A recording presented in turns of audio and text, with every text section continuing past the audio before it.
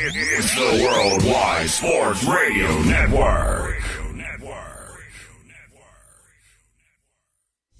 Great moments are born from great opportunity. And that's what you have here. That's what you've earned here tonight. Forget about the crowd. It's the size of the school. Their fancy uniforms. And remember what got you here. If you put your effort and concentration into playing to your potential, to be the best that you can be, I don't care what the scoreboard says at the end of the game, in my book, we're going to be winners. On this team, we tear ourselves and everyone else around us to pieces for that inch. We claw with our fingernails for that inch because we know when we add up all those inches, that's gonna make the difference between winning and losing. It's down to the wire with Errol Marks and Speedy Petey. Oh, Petey! On the Worldwide Sports Radio Network. And welcome, ladies and gentlemen. This is Down to the Wire. We are live every single Monday and Tuesday from 6 p.m. to 8 p.m. Eastern Standard Time. Remember, you can call us at 631-965-4990, as you guys know. And remember, you can follow us by going to our website at www.worldwidesportsradio.com. Go on our app. If you don't have our app, ladies and gentlemen, download it. How do you do that? All you have to do is go on your iOS for your iPhone and go to WWSRN, Worldwide Sports Radio Network, WWSRN for iOS, and then on the Android, all you have to do is go into your search Play Store and go to Worldwide Sports Radio Network. You'll see our logo, and you download it, and you can listen to us live every single day, audio files.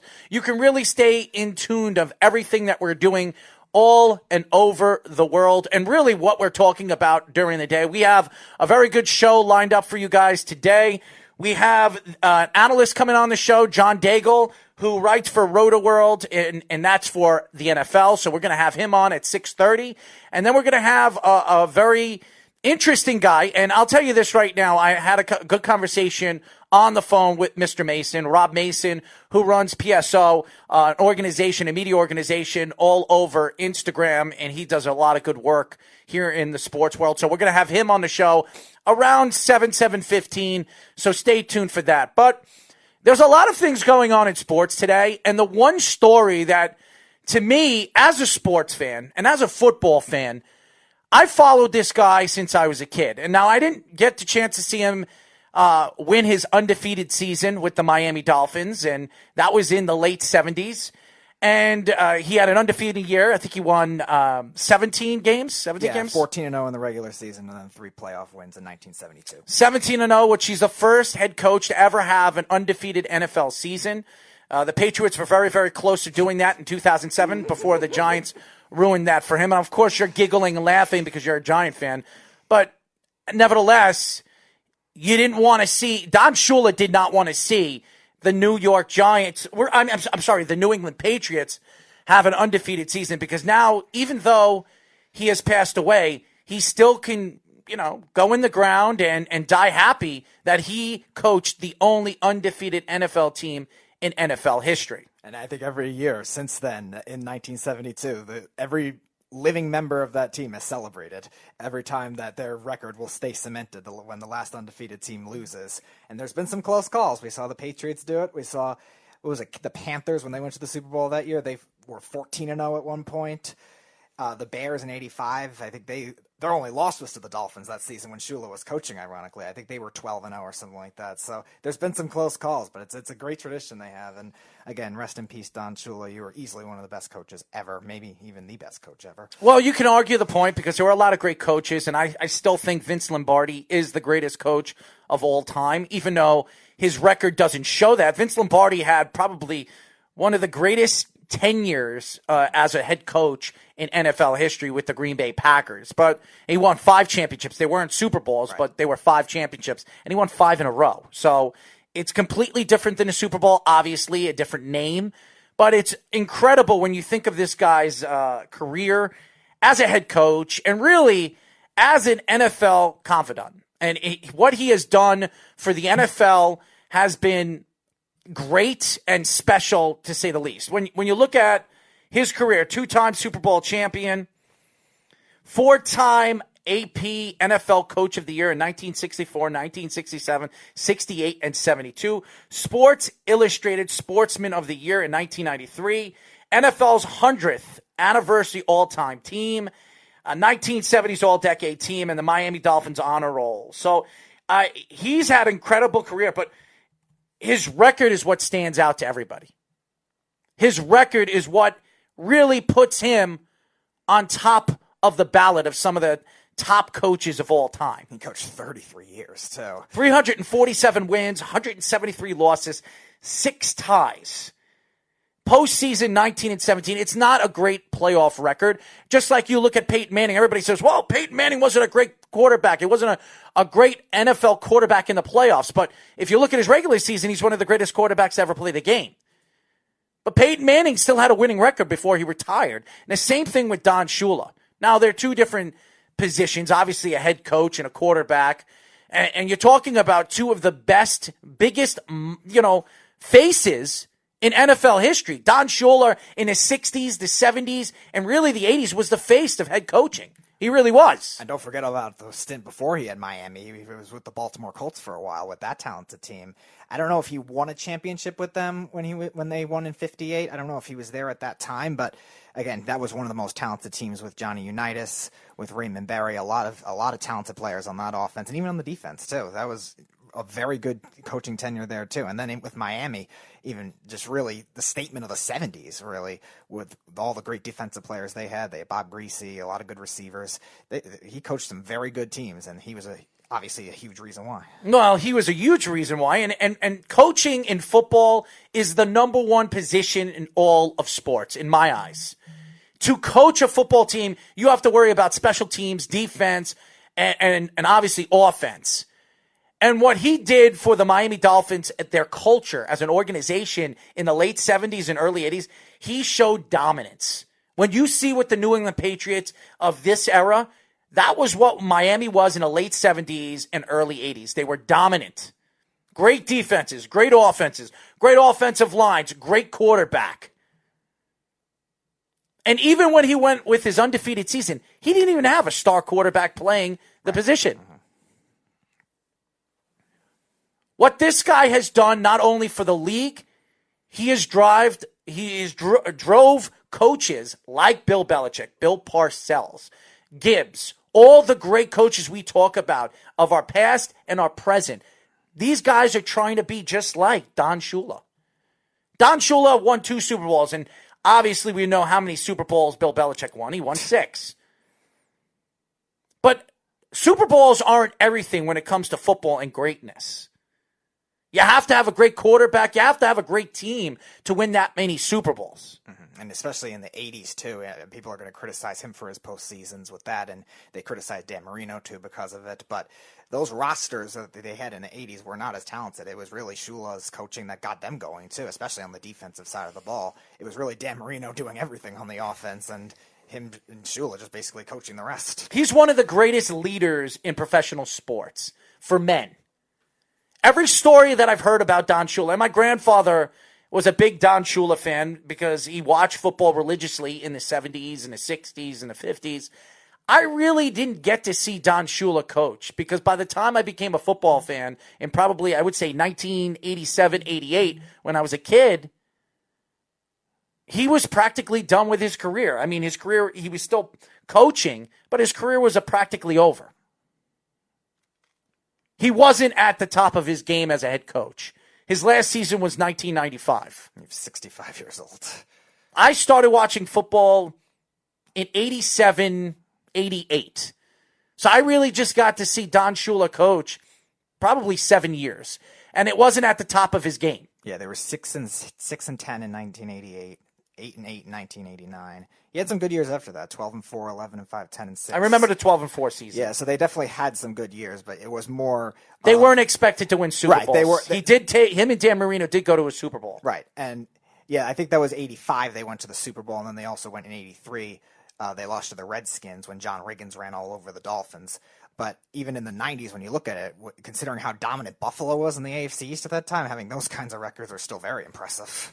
It's an impressive career, and you can go up and down his his story. And if you guys you don't know who Don Shula is, go to Wikipedia.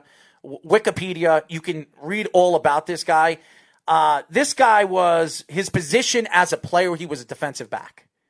Don Shula, as a player, he was a defensive back. He understood defense. His teams, his great teams, had dominant defensive teams. In the late 70s and early 80s, Don Shula had some of the greatest defensive teams we have seen in NFL history.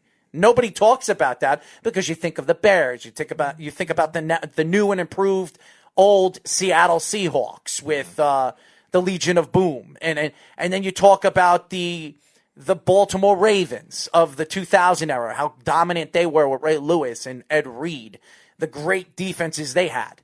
But nobody talks about Miami and how great those defenses were. Even at the end of his career with Zach Thomas and all the different defensive players, that Jason Taylor's. Yeah. He had Hall of Fame defensive players really every decade he coached. Yeah, and again, it's just a great team defense. And again, in that era of football, you really needed that level of defense to win in order to win. And the Dolphins, like you were saying earlier, they weren't a high-end quarterback team. They weren't a high-end receiver team in the 70s. It was a running and defense team. It was Larry Sonka, Mercury Morris, and that great defense. And that really took them far, including, again, that undefeated season in 72. It's an incredible career, and Don Shula will be missed in the NFL world. He'll be missed when you hear stories and you watch the NFL Network and they play old clips of the Miami Dolphins. And Don Shula was one of the cockiest head coaches of all time. He was a very cocky man. He had an ego trip, but the guy knew how to win. That was what he was. He was a winner. Bill Belichick, you say whatever you want about Bill Belichick. He was a winner. He is a winner. It's very hard to be consistent in the NFL as a head coach. Mm-hmm. And the years that he coached one team, as many years as he coached this one team, and he did.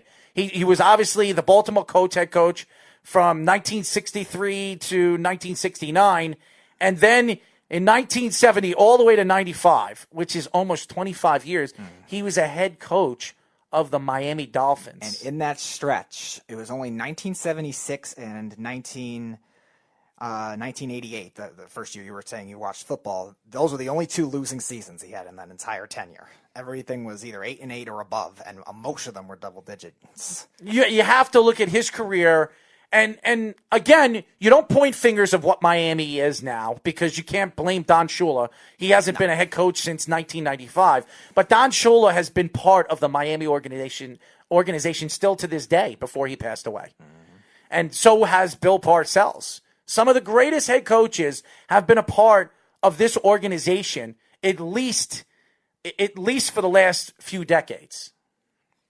And the incredible thing, and shout out to Mark Everett, he's writing, Shula lost his last 5 road playoff games. Last playoff win or road was 1972 AFC Championship game in Pittsburgh. 1974 lost at Oakland. 1979 lost in Pittsburgh. 1990 lost at Buffalo. 1994 lost in San Diego. And 1995 lost at Buffalo. Nobody's saying that Shula was a great playoff coach, because he wasn't. 19 and 17 is not a good record. But this guy won 2 Super Bowls, and he still coached one of the most dominant NFL teams, and some people say one of the top 3 NFL teams of all time. And Mark, you also have to remember, too, that most of those teams that you listed, especially the Steelers in the 70s, were a lot more talented than what the Dolphins were overall. The Steelers roster was loaded. Buffalo, like we were saying, in the 90s was loaded at that time. So talent-wise, you wouldn't expect them to catch up and even compete at all. So, again, you got to give Shula a lot of credit for that, too.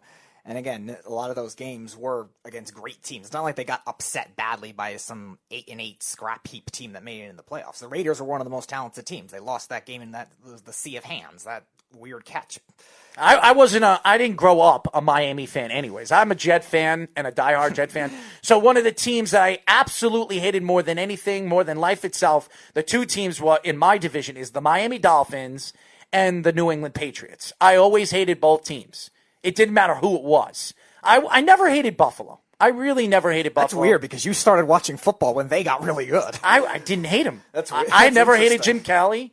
I never hated Doug Flutie. I never hated any of the quarterbacks or the Buffalo Bills. Now, over the years, they have great teams, and we could talk about tons and tons of players that have been in and out of Buffalo. But the teams that I absolutely hated as a Jet fan were the Miami Dolphins and the New England Patriots of the time that I was really invested into watching football, and still am. The two teams I still can't stand in my division is Miami and the Patriots. I think everybody hates the Patriots now. Everybody, trust me, everybody in the AFC East that hates, that are Jet fans, they don't like Miami either. The Dolphins are a very hated team for Jet fans because for years they've come right under us and beat us in games that we should have won. Well, it's also the impact of that draft too, the Jets passing on Dan Marino, and again the Dolphins stealing him right after. So and the Jets they're will still sour. And the about that, Jets so. will always be remembered as the team that passed on Dan Marino. But the Jets have passed on many, many different players, including quarterbacks. Tom Brady, everybody passed on for 6 rounds or 4 rounds. The Chiefs took a quarterback too in the top 10 as well of that draft. I think it was Todd Blackledge. I think he went 9th overall, and they passed on Dan Marino. It was really only again the Bills with Kelly, and it was the Broncos with Elway or the Colts. Well, the Jets thought O'Brien was going to be a good coach in the league, and I mean, I'm sorry, good player in the league and coach, I guess. He never coached, but a lot of Jet fans thought that O'Brien was going to do the job, and he wasn't a bad quarterback. He just wasn't Dan Marino. Dan Marino, statistically, was one, if not the greatest, the second or third greatest quarterback to ever play the game. You could argue the greatest pure passer, too, the way his skills were, especially like we talked about last week with Brett Favre, in an era of football where it was very defensive-oriented with the rules. And one of the greatest coaches of all time is no question and no argument, Don Shula. All right, Jeff, welcome to the show. Man, Don Shula was a great one, wasn't he? He was a great coach. I mean, you can't... I still wouldn't compare him to Vince Lombardi. I still wouldn't compare him to Bill Belichick or Bill Parcells. No, I wouldn't compare him to those guys. But I think he's right there.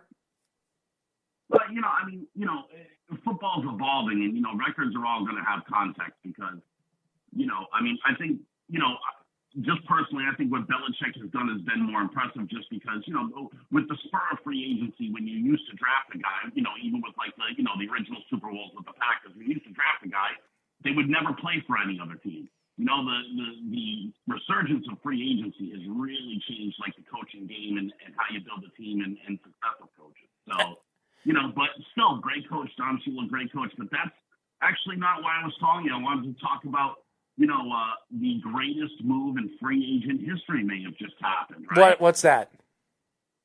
Ginger Hercules is now a Dallas Cowboy.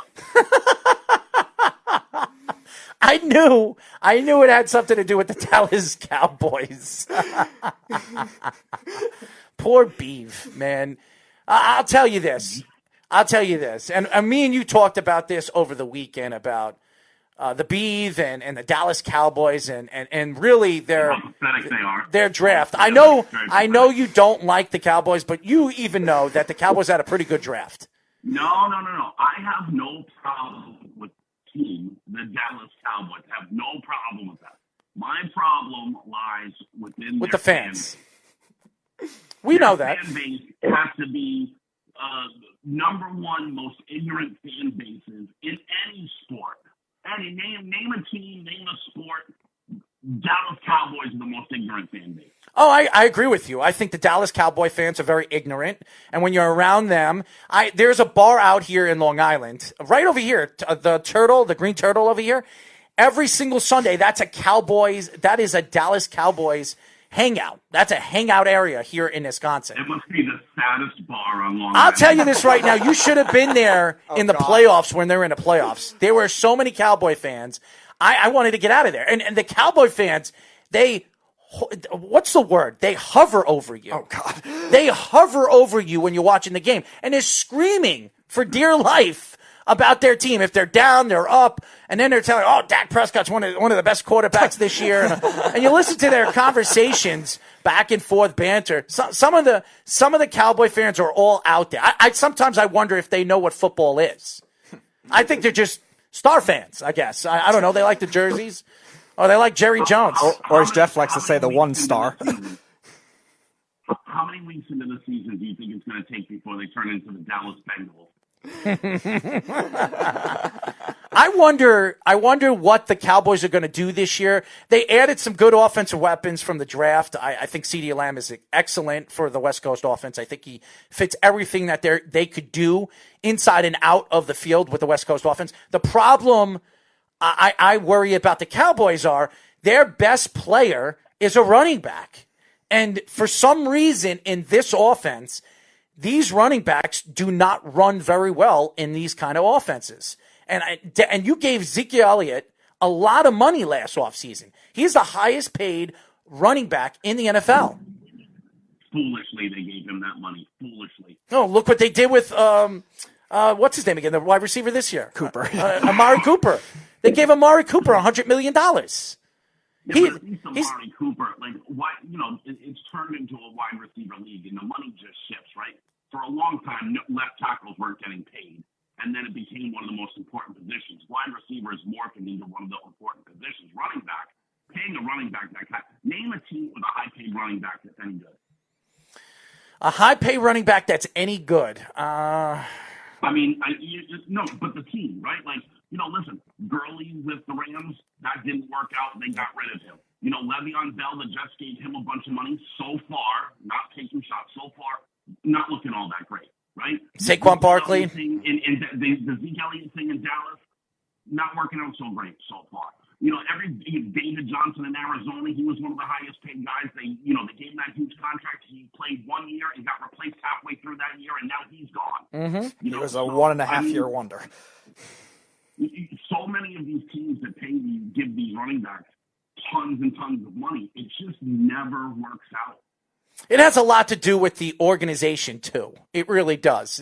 What organization, and really the offensive style of game that they run. When the Jets were a good team with Rex Ryan, with the Rex Ryan era, even the Eric Mangini era, they had good running backs. They did.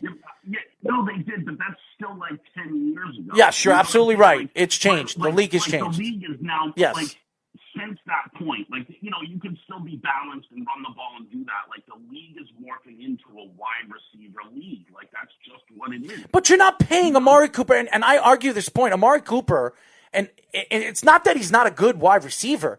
The problem with him is I don't think he's a top-tier wide receiver that should get that kind of money. I would have paid Amari Cooper $70 million, maybe $38, $39 million guaranteed. I'm not paying him $100 million. The best wide receiver in the league is Thomas. He's making $105 million. He's only making $5 million more than Amari Cooper. Amari Cooper doesn't even touch him.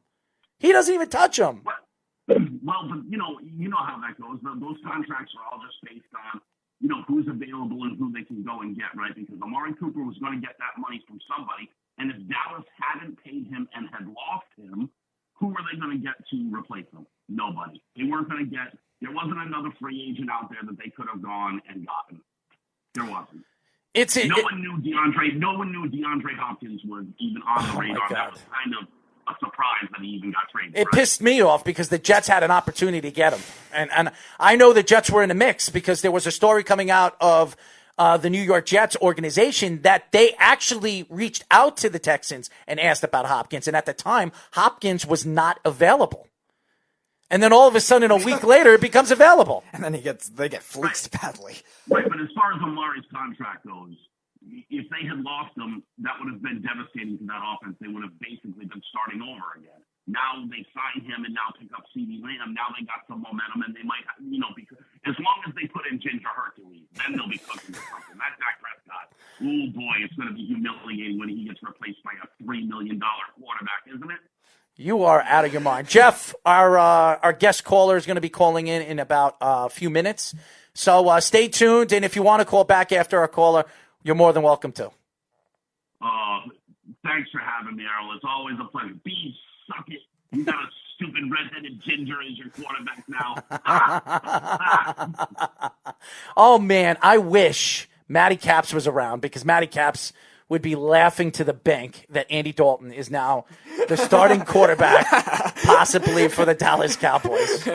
He must be laughing right now to the bank at the Beeve. Anyways, when we come back, our special guest, analyst and writer, John Daigle, here on Down to the Wire. It's the Worldwide Sports Radio Network. You're listening to Down to the Wire on the Worldwide Sports Radio Network.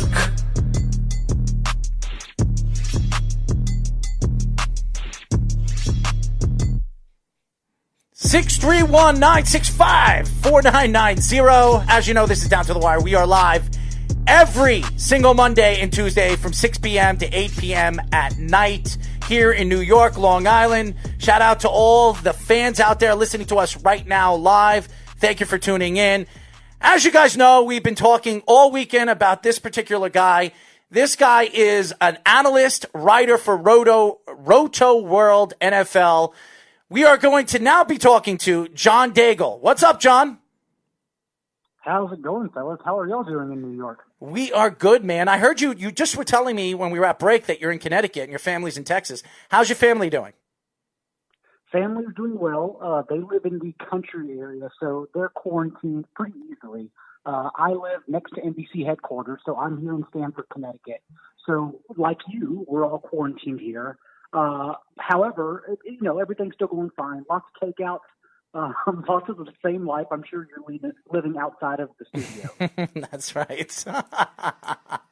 It's crazy, man. This whole COVID-19. They're saying by June, every single day there'll be about 3,000 deaths. By the month of June, starting the 1st of June, there'll be 3,000 to 3,500 deaths worldwide every single day. Isn't that crazy? I think it's absolutely crazy. I think it helps, though, that we're slowly becoming a world where you don't get shunned about wearing a mask outside. Like, that certainly helps a lot. Because previously, you got made fun of if you showed up to the park in a mask. But now you kind of get looked at all weird-like if you don't have one on, which is good. That's the step we need. Well, absolutely, especially the way the world is going. And shout out to all the countries right now dealing with this. And hopefully this will be behind us very, very soon. So, John, let's get into the NFL. And this is the first time, because of the COVID-19, we had a virtual NFL draft. What did you think about it? It was interesting, if only because, unlike the other drafts we've experienced historically, even the GMs and front offices didn't know really how to approach it. And thus, I think we saw a bunch of teams drafting purely based on needs. Like, everyone tells you they draft on needs, but they usually get to the podium and then they take the one player they want, whether that's actually the best player there or not. But that wasn't the case this year. I think they just, a team like Buffalo, we need a goal line back. So they look for Zach Moss later. A team like the Colts need offensive weapons like a Jonathan Taylor, right? Because Marlon Mack's contract year is this year, actually. T.Y. Hilton is about to negotiate a free agent contract, and who knows if they'll re-sign him. So they grab Michael Pittman instead. So it seemed like a lot of teams just put themselves in position to be ahead of the table in 2021 whenever older players go to the table to renegotiate their contracts. John, do you think there's any top 10 or maybe like the first half of the first round draft picks that you did not think was a good fit to where they were drafted? And if so, who would that be? I don't know if it's not a good fit so much. There are two that come to mind. One is the Raiders selection of Damon Arnett, number 19 overall. If only because he was a third round grade. They probably could have waited to the second round and got him for less value, clearly, rather than spending a first round draft capital on him. But they went that direction. And who knows? He maybe will become a good player, but the fact is, I think overall they just reached on him. And then, I'm sure y'all talked about it on the show quite a bit, but Jordan Love one kind of came out of nowhere, right? Mm-hmm. And the fact that not only came out of nowhere, but the teams they jumped, the Baltimore Ravens, the Tennessee Titans, had no interest in grabbing that player. Now, I've heard since then that they heard the Colts were moving up with the Ravens. So the Colts were looking to get ahead of the Packers to draft Jordan Love. Who knows if that's true? The fact is, if the Colts were doing that, the Packers still should not have made that move. We are talking to analyst and writer John Daigle. John, to me, I watched the draft, and we watched the whole first round of the draft, but it was really interesting, the first 10 picks, because we didn't know where some of these players were going to fall. A lot of people thought Judy was going to fall in the top 5. He fell out of the top 10. Everybody thought CeeDee Lamb could have fell in the top 5, top 10. He fell all the way out to 17. Your thoughts with Isaiah Simmons falling to 9 all the way to Arizona? I love Isaiah Simmons as a player personally. However, that is not how the league works with a style of player like him. So it's not too shocking that Simmons fell. Even I know he was rumored to go to Dave Gettleman and the Giants at number 4, but the fact is, like, general managers like Gettleman and others don't know how to use Simmons, a guy who played multiple snaps at safety, linebacker, slot corner, outside corner, and on the edge at Clemson. So while I think he's a tremendous chess piece to use, he needed to land in the right spot. And I think GM just got a little bit wary about how to use him, and thus he fell to the Cardinals. And by the way, Vance Joseph has since come out and said that they're probably going to use Isaiah Simmons strictly as a middle linebacker. And again, that's not how you use him either. So who knows if even that's the right fit. John, is there any draft prospect that maybe was a popular guy to a lot of people that you were down on? And if so, who was that guy? I'm trying to think of first-round edge rushers. A popular guy. Off the top of my head, there weren't too many first-round shockers. I'm trying to think of just day one guys. This one kind of caught me off guard. If I can go the reverse direction, are you familiar with Yetur Gross-Matos? Yeah, defensive end for the Panthers, yes. Mm-hmm. Yeah. He was drafted in the second round. Shocked. Yeah, I was shocked he wasn't a first day one prospect, to be honest. He was one of the better edge rushers that a lot of us penciled into the Seahawks at the end of round 1, but instead they went with Jordan Brooks. The thing about those day one guys that weren't considered day one guys is that they universally were not considered like your even day 2 guys in some cases. Like, for instance, A.J. Terrell, I have no idea why he went number 16. And a lot of people didn't. Even Pro Football Focus, a respected site, didn't even have him listed at the top of day 2. Wow. So it was a tremendous reach at number 16 by the Falcons. And then the same goes for a guy like Jordan Brooks, who went to the Seahawks, his weakness is covering passes in the middle of the field, and that's what they need behind K.J. Wright. But instead, they grabbed a player who doesn't do that. I guess the only other one that comes to mind would be the Chargers grabbed the middle linebacker, Kenneth Murray, and he's a good player, but he's strictly a run game guy. Like, to play in the Big 12 and only have 3 pass breakups as a 4-year starter is a pretty egregious stat. So, I guess that's the guy I would be down on. John, let's get into the local teams. And everybody from the New York Jets, everybody was picking the Jets to have a very good day, first and second round. And it wasn't a surprise that Joe Douglas really showed the Jets fans what he wanted to do. He wanted to beef up the front line, and he did that in the first round, adding Becton. What did you think about Becton going number 11 to the New York Jets? I'm very glad he went that direction, and I genuinely thought the Jets had a tremendous draft. Yes, it probably would have helped to add a receiver in the first round, but again, that shouldn't have been considered the priority. They had to get that line shored up, and Sam Darnold has been tremendous off the cuff. Like, he's almost like a Deshaun Watson-like magician when he needs to work outside of the pocket. You don't want to force him into that situation constantly. You want to keep him confident. And so adding a guy like Mekhi Becton, who I don't know if he was the safest tackle among the big 4 that were being argued in the top 15, but he certainly has the highest ceiling of all of them given the proper development. So between him and then secretly getting guys in free agency like your Greg Van Rotens and your Connor McGovern, like, it already in my mind makes the Jets offensive line much better. Like, even getting to average is so much better for that team immediately next year. And how about the Giants? The Giants drafting Thomas at number 4 and then getting lucky and getting the safety they needed in the second round. What did you think about their draft? Gettleman kind of played it safe. He just sat back and grabbed the necessities, and I was proud of him.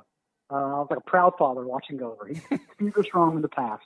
But I thought that the number 4 pick of Andrew Thomas, who I personally thought was the safest pick among those big 4 tackles again, was the correct one all the way.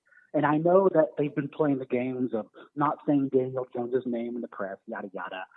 We know Daniel Jones, for better or worse, is the cornerstone there. You have him on a 4-year rookie window, and you have to make sure that window is safe. And so now, since your key pieces are Saquon Barkley and Daniel Jones, you now have protection in place to make them better. So I thought that was the correct pick, even the safety at number 2. I thought it was yes, the right move all the way. Were you surprised that the Jets and the Patriots made a trade in the 4th? Well, really, in the 3rd round, the Jets got that pick, moving down from 49 to 59, and then they had a chance to trade that pick, and they got 2 4ths and a 6th next year. Were you surprised that the Jets and the Patriots made a trade? I guess a little surprised. I mean, to be honest, though, the Patriots surprised me all the way. The Kyle Duggar, the first safety they drafted, I didn't even know Lenore Ryan was a college. I had to look up where that was. Apparently it's in South Carolina. So now we all know that. But also then not adding a quarterback project or even a backup quarterback, and then also getting 2 tight ends in the draft, plus these all-around defensive guys that also play a lot of special teams. It was an odd approach, I thought, for the Patriots across the board, and it kind of tells us that, one, they are super confident, for better or worse, in moving forward with Jared Stidham into the regular season, and also this team is going to try to revert back to the 2 tight end set that made them famous in the first place, but instead using Devin Asiasi, the splash play UCLA tight end who worked under Chip Kelly, and Dalton Keene, who was a former quarterback in high school, who actually has a tremendous ability to shake off tackles and get yards after the catch. We are talking to the analyst and writer for Rotoworld NFL, John Daigle. John, among teams that maybe didn't have a first-round pick or didn't have a lot of picks, are there any ones that stand out to you among those circumstances? Yeah, the Colts, I thought, did well. Maybe they needed to improve their secondary, but the signings they did in the offseason, the biggest one being Xavier Rhodes, no matter how poorly he played last year, they clearly believe in those additions. So they instead went young on offense to help out Phillip Rivers on a 1-year deal even further. Because who knows, maybe this is a 1-year window, and then Phillip Rivers in his age 38 season is just done after this year, and they don't bring him back. So to have Jonathan Taylor, who can also take Marlon Mack's place in 2021, as I mentioned earlier, as well as Michael Pittman, who most believe will step in right away and be used as the number 2 receiver opposite T.Y. Hilton, with Paris Campbell still taking over on the slot. I think the Colts made the best of their picks considering they didn't have a day 1 option. John, what are your top 5 winners of the draft and top 5 losers of the draft this year? Oh, 5. Cowboys, Jets, Giants, Vikings, and let's think of one more.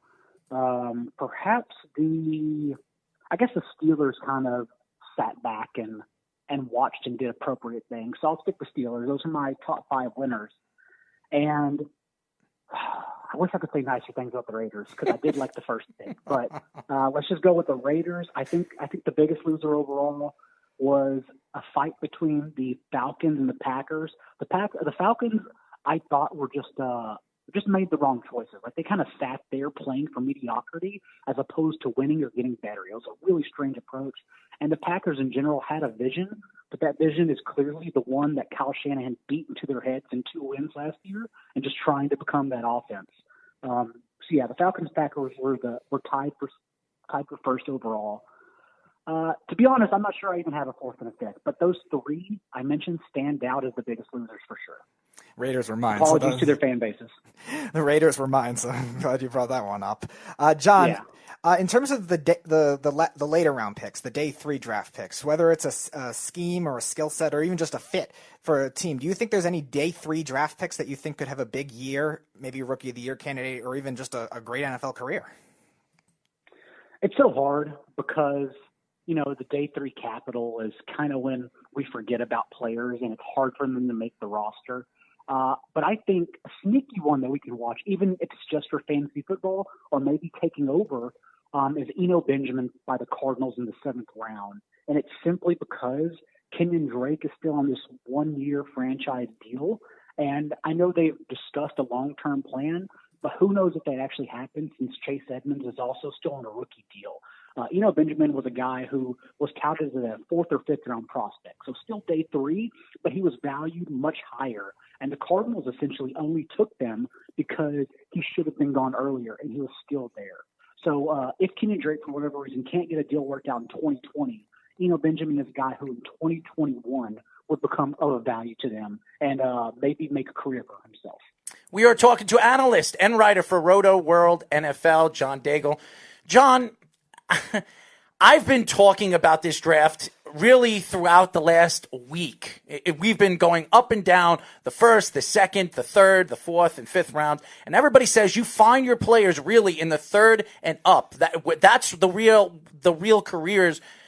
A lot of these NFL teams and these NFL players have their careers in the 3rd, the 4th, and the 5th rounds. So I saw a lot of teams, really, how can I say this?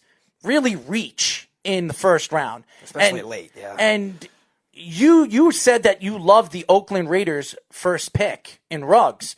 They had a chance to get Judy. They had a chance to get CeeDee Lamb. Why do you think Ruggs is the better pick out of both wide receivers? So it depends on – okay, so Ruggs made sense for the Raiders because they always value speed. And they showed this last year. They didn't really draft guys with athletic profiles. They didn't care that they went to the combine and jumped 41.5-inch verticals and did anything else, 25 reps on the bench. They literally only cared about 4.2, 4.3 speed and being a captain in college. So we kind of linked them to Henry Ruggs. But Ruggs is so much better than just a deep prospect. I understand that was his profile, an explosive Tyreek Hill-like player at Alabama, although he was playing around, 3 other NFL prospects in Jerry Jeudy and De'Veon Smith. But the fact is Ruggs is also just an underneath guy. And if you are, in fact, moving forward with Derek Carr and maybe the Marcus Mariota signing, giving him $7.5 million guaranteed, maybe we should look into that more and think, okay, maybe they aren't moving with Derek Carr forward. But right now, he's the starter. And a guy like Henry Ruggs who works well underneath in the flats, since we know Derek Carr, since his 2017 back injury, hasn't gone deep at all. 30th among all quarterbacks in that span to just chunk 15-plus yards downfield. It's not his iota anymore. And so I think Henry Ruggs actually fits with them. Maybe, I guess maybe if they had offers, they could have traded back because we're really nitpicking for going Ruggs, CeeDee Lamb, and Jerry Jeudy, who the other two went 15 and 17 overall. But I think Ruggs is a good fit with Derek Carr. And the other additions they made, by the way, Lynn Bowden, who was a bowl MVP quarterback who rushed for 234 yards in the Belk Bowl, I think is also an explosive playmaker, as well as Brian Edwards, the guy from South Carolina, is a sleeper stud who would have been arguably a day 1 prospect had he not dealt with injuries the past 2 years. John, you actually had a quote on Twitter. I don't know which show you said it on or if it was in one of your articles, saying that positionless football is the next intelligent wave. And obviously, you were talking about Isaiah Simmons earlier, but again, do you think there's going to be more of that after that? Go through that theory and what it would mean for the draft, like how it would impact the draft, as well as coach and player development. I think we saw players at least, or GMs get closer to doing that. I don't know what happened during quarantine, but clearly everyone sniffed a lot of something and came back with the idea that Lynn Bowden, a Kentucky quarterback, we're going to play him everywhere. We're going to declare him as a running back, but also he's going to be used as a wide receiver. Taysom Hill, now we get comps to Jalen Hurts being used in that role, as Carson Wentz still has a strong 2 years left on his deal with over $21 million left to make each year. Then we have Antonio Gibson, a guy who led the nation in yards after contact per attempt as a wide receiver, get declared as a running back. But we were told also he's going to be used everywhere. As if you recall, whenever Kyle Turner took over with Carolina in the last month of the season last year, he used Curtis Samuel like that. Curtis Samuel averaged 3 carries per game, which is not normal for a wide receiver. So I imagine we see Antonio Gibson used everywhere to throw off these defenses. And, just players like that. I do think OCs and GMs in general try to add chess pieces that they could confuse defenses with. If you notice, the AFC West didn't go defense. Like the Chargers, don't get me wrong, they had an amazing defense, they had an amazing offseason, but all these teams add offense now because they are just going to try to mismatch the Chiefs as opposed to stopping the Chiefs because you can't stop Patrick Mahomes. And I just think a lot of teams are now going that direction because we know the NFL is a copycat league. So the more mismatches we can create, the more confusion we can create on the field, the better it is for everyone, even the fans watching. We are talking to analyst and writer for Rotoworld NFL, John Daigle. Last two questions for me, John. Were you surprised that Andy Dalton signed with the Cowboys a one-year contract now that you're trying to re-sign Dak Prescott? Andy Dalton is absolutely a very reliable quarterback, and I think he would fit Mike McCarthy's offense better than Dak Prescott. And do we have an NFL season this year? Okay, one, Andy Dalton, I was tremendously surprised. However, I think it's a tremendous fit. It's just unusual for the Cowboys. This is an organization who historically has not cared at all about backup quarterback whatsoever. And a lot of people say that's Jason Garrett. They just never tried. So much so that even Cooper Rush, who was Dak's backup last year, just got cut this morning. Just let him go because he's useless. That's how much they care. That's how little they care about backup quarterback. But go even further than that. Go to Tony Romo. How many starts did we see from Brad Johnson and just old veterans who couldn't throw the ball forward come off the bench, even though he was injury-riddled his entire career? Go back to Bill Parcells. 32-year-old Bledsoe was at the tail end of his career, and Romo was an undrafted free agent. Imagine how egregious that is nowadays. You'd get called out if you had an undrafted free agent as your backup. So this team has never once cared about a backup quarterback, even though I think it's arguably one of the most important positions in all of football. And I think it only happened honestly because of the virus and the situation we're in now. Because Andy Dalton does live in Katy, Texas. Shout out to Abuelos. They have the most amazing tres leches cake there. And if his home was not in the general area, I really think he would have landed in a place like Jacksonville or Denver for a veteran backup. But instead, he's at home. It only cost them $3 million, an absurd amount, especially considering the Bengals had the option to keep him for $17.5 million. And he's clearly a comparable backup to Dak Prescott. So, yeah, I thought it was a tremendous one. And then as for the season, I'm typically the one who likes to stay positive, so I would like to say yes. But I will say keep in mind, though, it's going to be different. It's not going to be the experience we've had in the past, since all these players are likely getting off their butts to join and see their teammates for the first time ever in September. So it's going to be weird football, but any football is good football right now. Last question for me, John. One team that was a last place team or below 500 team that'll be a playoff team, and then one playoff team that you think will fall off badly this year. I think, the Chargers do this to us time and time again. They look good, they promise, and then they go away. But I do think the Chargers can compete for a wild card spot in the AFC. Even something as simple as, not Justin Herbert, but as something as simple as in a season where, again, no teammates working together until September unless it's over Zoom. So continuity here is important. And Tyrod Taylor previously led Anthony Lynn's offense in 2016 with the Bills, and they led the entire league in rushing. He knows the scheme. He's familiar working with the coach. That's already a plus. And then also just the slight improvements in their offensive line, going from an offensive line that was concerning to one that now has Trey Turner and Brian Bulaga guarding the right side as a whole. That's a plus. So I like the Chargers to sneak into the playoffs as a wild card spot. Even like Chris Harris moving to the slot, where he's arguably the best slot corner in the entire league. That's a great sign. So I love the Chargers. And then I think I have the Vikings falling out.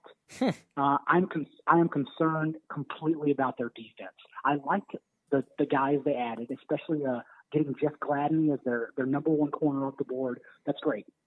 But the fact is, their entire starting nickel set Mackenzie Wayne, or Trey Waynes, Mackenzie Alexander, Xavier Rhodes. Those guys are all gone this year. The secondary they're throwing are just a bunch of newbies. Plus, remember, they use a sub package that uses their safeties, and they don't have Andrew Daigle anymore. They use their safeties as nickel corners. So it's just really tough to mimic that with new guys literally across the board. In a conference that will have offense, for better or worse, no matter what you can say about like the Panthers defense, right? They are going to have offense under Matt Rule, same as the Saints. NFC North. I apologize. Don't worry, we make mistakes all the time. The Lions still offense clearly. Aaron Rodgers still exists. There's offense there. So yes, I worry about the Vikings defense keeping up and helping them get into the playoffs. So that's my pick to fall out. John, why don't you tell all the fans how they can find you on social media? Yeah, you can go to Twitter. It is at @NotJDaigle, which is the worst Twitter handle ever, but I'm kind of stuck with it 10 years in the making now. So at @NotJDaigle. It's anonymous, but then again, it's not. And then subscribe to the Rotoworld Football Podcast. And then NBC Sports. We're on every day, every Monday through Friday, 11:40 a.m. to noon, closing out the Fantasy Football Flex Show. Awesome. John, if the season progresses and we do have an off season and we do have a football season, we would love to get you back on to talk a little Jets, Giants, and throughout the league football. Oh, guys, if we're back on, I'm coming to the studio. What are you talking about? That sounds good. We'll get you in. I appreciate it, man. Thanks for having me on. Thank you so much, John. John Daigle, guys. Awesome. He gave us so much information about the draft. We talked about Andy Dalton, and he liked the Andy Dalton move by the Cowboys. Yeah. Very, very interesting. I do believe he will be the starting quarterback of that team. You think Dak is going to hold out? No, I don't think Dak's going to hold out. I think Dak's going to lose his job. I think Andy Dalton fits that offense better. Really? I just absolutely does. That's interesting. And I could see him being a Cowboy for the next couple of years as well. And you don't have to pay Andy Dalton big bucks. I think you can get Andy Dalton on a good price, and then you could start investing your money into other players and other positions that you're going to need to fill in. So that's interesting. It's going to be very, very interesting. Up next, when we come back, we're going to have special guest, yes, Rob Mason, PSO Sports Media, here on Down to the Wire. It's the Worldwide Sports Radio Network. You're listening to Down to the Wire on the Worldwide Sports Radio Network.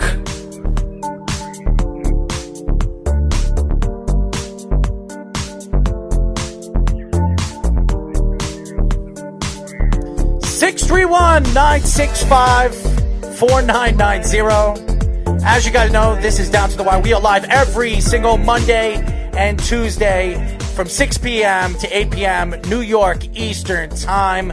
We just had John Daigle on. He really gave us some great information with the NFL draft. We talked about Andy Dalton, and we really talked about what we thought some of these teams did in the draft. So that was a great interview by an analyst and a very good writer from Rotoworld NFL. And now we have a very special guest, and I've been talking to him for the last couple of days, and he wanted to come on the show, and I want to get him on the show. A lot of sports knowledge. We're going to be talking to Pro Sports Outlook CEO, Rob Mason. What's going on, Rob? Hey, what's going on, guys? How you doing? We are good, my friends. So how is it over there in Virginia? Is it crazy over there? Not too crazy. I mean, I'm pretty, sheltered in, so I don't really, see all the action going on. I'm sure it's probably a lot crazier up there for sure. Oh, absolutely. I mean, I was hearing, and I was just telling John Daigle that by June 1st, there's going to be over 3,000 deaths worldwide every single day from COVID-19. Isn't that crazy? Yeah, I personally just try not to, pay attention to all the numbers and stuff and kind of just, let it play out. But you're a numbers guy. Focus on what I can control. Come on, man. You're a numbers guy. We talk about it. You're a numbers guy. But you're on the field. On the field. All right. I got you. I'm trying to get you to open up here. But let's get into the NFL first. And we were just talking about talking to John Daigle. Tell me, what was your surprise pick? Who were your surprise picks early in the first round? surprise picks early in the first. Well, I thought the biggest surprise early on was just the fact that Isaiah Simmons fell to the 8th overall pick. I thought he was one of the best players in the draft. And to see him fall, out of the top 3, then out of the top 5, and then Carolina, most importantly, I thought was the biggest surprise, them taking, Derek Brown, obviously. That was a surprise. Everyone is saying, the Giants again, going Andrew Thomas, that should be the big surprise. I'm a little biased because I'm a Georgia fan, so I've seen the dominant blindside protection that he provides and the consistency and, that ability to transition right to left tackle, unlike, Jedrick Wills, who's on the right side, and Tristan Wirfs, who's going to be a little more raw coming out. So, yeah, for me, I thought Isaiah Simmons and then C.J. Henderson at 9th overall, seeing him go that high, I thought was a little surprising too. Do you think the fact that it was a virtual draft contributed to why there wasn't maybe as many trades in the beginning, but there also were some trades later on? Do you think the virtual draft was the biggest reason for that? Maybe just not to risk the technical difficulties? Yeah, that's a great question. I think it's almost obvious that, it obviously played a part. I mean, this is just based off watching draft day, but if you watch the movie, like, those guys are making moves. It energizes the whole room, gets the guys going. It's like you're making a statement. And when you're just, by yourself or with your family, with your dog, whatever the case may be, you might not have as much momentum or reasons to make those moves. And obviously, these moves are being made because of the value in the picks and all that. But there are these, secondary reasons like that, come into play. And then obviously, the technical difficulties are trying to get this guy in the line and getting this guy's opinion. And so there's a lot of things that I think going virtual probably made it a little more difficult or made the process, not as easy to make that happen. What stood out to you in the draft? I mean, everybody talks about, and we were just talking about some of the surprises in the first round, but out of the virtual draft, and you saw all these GMs and coaches and management sitting over there, and they're interviewing players before they announce that these guys are going to be players on a team. And I watched the YouTube clippings of some of these after they pick the player, they reach out to the player. Were you surprised that some of these teams weren't more involved with some of the draft picks that, some of the outlook picks that they had in the early first round? As in, like, why they weren't communicating with yes. them better? Mm-hmm. That's tough. I mean, I feel like this whole situation probably, threw a wrench into those discussions and conversations. And they were kind of just, going with what they've seen on film, what they had on their board, and not necessarily, making sure this guy, picks up the phone or, is wanting to be a Bengal or wanting to be a Lion. You focus a lot on fan interaction with your company, with Pro Sports Outlook and the several other companies you've worked for. How do you think, in terms of this draft, in terms of the fan interaction, does it compare to a normal setting draft that you would see in the last, again, whatever we've had since the NFL draft went outside? What do you think the difference is in terms of the interaction and the social media, stuff like that? Right. Arrow, I think it's really interesting this year because it really gave fans a whole new kind of opportunity to, see what's really going on behind the scenes. Like, they had cameras in every GM's place. And obviously, this is a completely different setting than what usually goes on. But, you saw Roger Goodell having, like, the FaceTime or Zoom calls with, various fans, which was kind of funny. But I think overall, it really proved that, sports is king. Like, when the NFL draft was going on, every Twitter mention or every Twitter trending topic was based on the NFL draft. Everyone's watching the NFL draft. Everyone's talking about the NFL draft. Like, it was literally all about the draft. And I think if, people could go to a bar or could go, wherever people go, to the library, like whatever you want to fill in the blank there, it probably wouldn't have been as much attention or as much fan interaction. It just was through a different lens, with obviously being a virtual draft. Now people are talking on Twitter or through their group chats or Instagram instead of, going to each other's houses or watching at a bar or, being at the actual live event. So, I mean, I think it was different, but I think overall, I mean, you saw it, the ratings were the highest ever. Yep. So I think it was just a much more popular event because it was the one and only thing going on. We are talking to Pro Sports Outlook CEO Rob Mason. Rob, I want to get into The Last Dance. Last night, episode 5 and 6, very, very interesting. What were your thoughts of the breakdown of Michael Jordan and really the fact that he would not wear the Reebok sign when they were getting their gold medal? He made sure that the American flag was over the Reebok sign, that he is really invested in Nike and the brand of Nike, especially when you heard the stories. He wanted Adidas, and Adidas at the point was not doing very, very well in the sales, sneaker sales. So they decided to go to Nike. He did not want to go to Nike, kicking and screaming with his mom. She sent him there and they gave him the most money, and it really changed his career and changed his life in endorsements and equity in the Nike company. Yeah, I thought that was interesting. And you talk about how that changed his life. But I actually, quick shameless plug, because I think it could provide, some value to your listeners, is we actually are coming out with some very cool articles about the Michael Jordan documentary. Obviously, this is, the main thing going on in sports. And so we have a daily best in sports that we were doing when the games were going on. And we'd have the 10 top stories, highlights, facts to know. And so we actually translated it to Michael Jordan specifically during each of the episodes dropping. So for 1 and 2, we had the top things to know. And for this one of the ones we're focusing on is exactly what you're talking about, is Michael Jordan changing the endorsement game. And I thought it was so interesting how Converse, basically told him, we can't envision you being ahead of our talent, and Adidas not being able to make a shoe. And so he ends up going with Nike. And it just showed his extreme loyalty to the brand, that he refused to wear or to showcase him wearing Reebok on a global stage.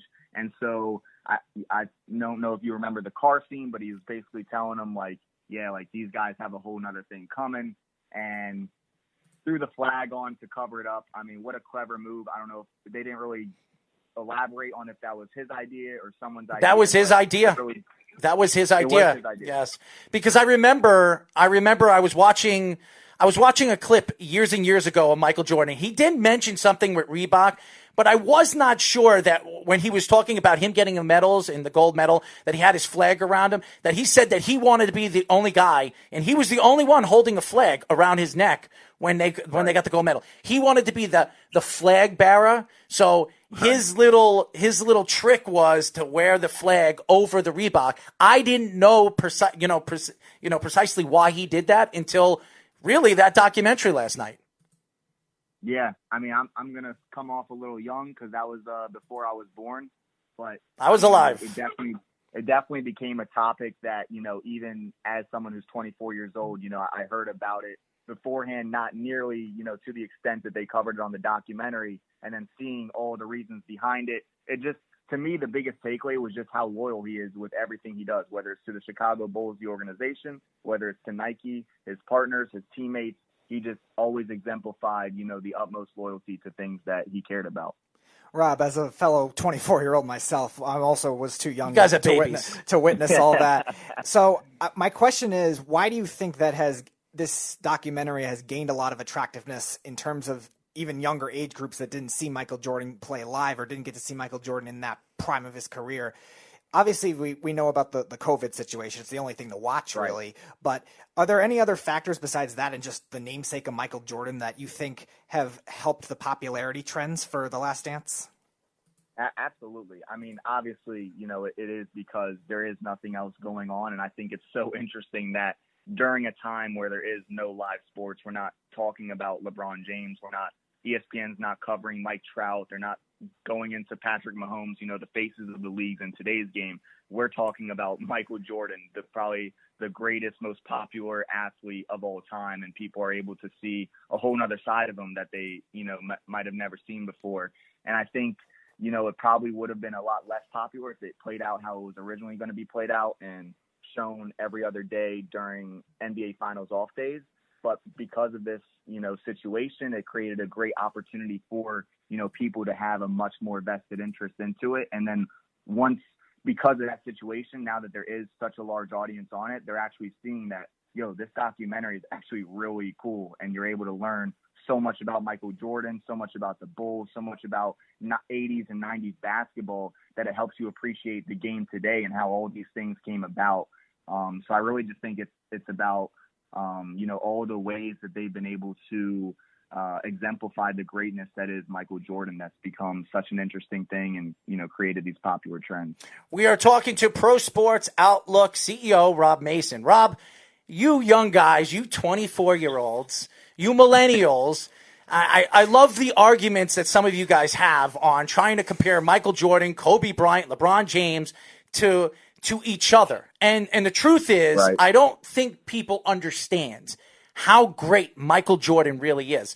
You could play a video game, and I do that with Speedy sometimes. We play this NBA 2K15. He destroyed me with Michael Jordan, believe me. And it doesn't matter. It doesn't matter if it's LeBron James, Magic Johnson, or anybody playing against Michael Jordan. Michael Jordan can dominate a game. And I watched this guy dominate the New York Knicks in the 90s. And to me, the best basketball, I believe, in the last 50 years was the 90s. When you talk about Barkley, you talk about Clyde Drexler, and even when Kobe Bryant was drafted, and Michael Jordan, and Scottie Pippen, and Magic Johnson, and Larry Bird, all the great players, and even the Dream Team, which everybody says the greatest team ever assembled, which I beg to differ on that, but that's just my argument. But interesting. Okay. Yeah, I do not think they're the greatest team ever assembled, and I'll tell you who I thought was the greatest team ever assembled. But nevertheless, I look at what I saw last night, and really throughout this documentary, a lot of these millennials still believe that guys like Kevin Durant or LeBron James, by the time they're done with their careers, they're going to be compared to Michael Jordan. And I just think it's completely ridiculous, because I don't think anybody, I don't care how many clips you watch of this guy, you had to watch this guy live. Every time he stepped on the court, he always played. He wasn't like LeBron James taking a couple of days off because he's too tired or he's getting ready for the playoffs. This guy played every day, every time, every place, because he knew the fans came to watch him play. What are your thoughts to that? I think it kind of goes back to my last point that, like, it's so great that they are doing this at a time where, millennials like myself and even the younger generation can really understand the greatness that is Michael Jordan. And I mean, me personally, as someone who's been, a huge sports guy my entire life, like, I feel like anyone knowledgeable about the sport always considered Michael Jordan the greatest of all time, ever since he retired, maybe even the first time, but definitely after the second time in 98. And then since then, Kobe's made it close. LeBron's made it close. These guys are always going to be compared to him. That's what people do. That's how, they get their clicks, is they, make these articles about who's better, who's greater, all this stuff. But what you have to realize, or what people didn't realize, was the fact that, this guy, Michael Jordan, absolutely changed the game, changed the way people viewed the game of basketball in America, how they viewed it globally.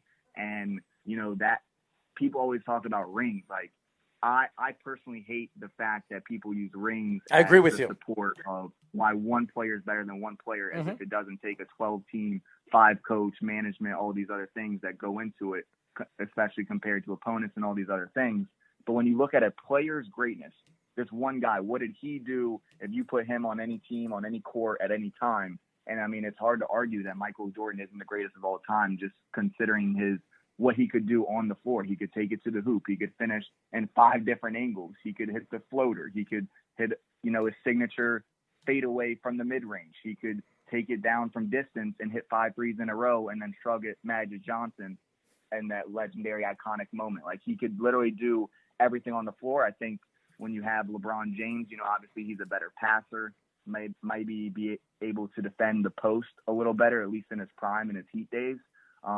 But as far as an overall basketball player, if I need to go win one game, I'm taking Michael Jordan. Rob, interesting that you brought that up with the debates, because do you think the data that you collect for Pro Sports Outlook for the fan engagement stuff, do you think they focus more on positive outlooks like Michael Jordan, like how great he was, LeBron James, how great he is right now, or negative outlooks like arguments and people bashing each other for thinking LeBron's the greatest or Kobe's the greatest or like half the people in our studio opening their mouths about LeBron, trying to compare LeBron James to Michael Jordan, which is absolutely ridiculous. Do you think there's ridiculous? Do you think there's more engagement and interaction with the positive end of it or the negative end of it based on the data you collected? So as far as our data, we're working on some proprietary value rating. So it kind of summarizes a player's overall production into one simple, easy to understand metric that we haven't finalized or have a whole database that's accessible yet, but we do post it in some articles here and there, to support things. And so, like, for example, LeBron, it'll say, his value per game is like 29.8, maybe best in the league or whatever, based on his, points per game, assists, shots, efficiency, all these different things. So that's more about, his individual achievements, his individual ability to produce on the court. So when you take those things into account, I mean, we haven't done anything from the past, so I have no clue how MJ would compare.